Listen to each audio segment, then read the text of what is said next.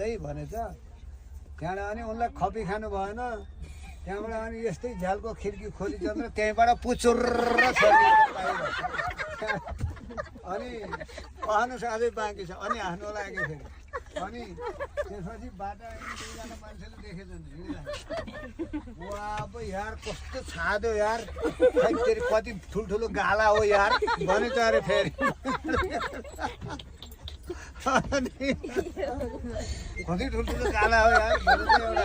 अनि अर्कोले चाहिँ त्यो गाला मात्रै हो र गाला ठुलो छ नाकै छैन त्यसको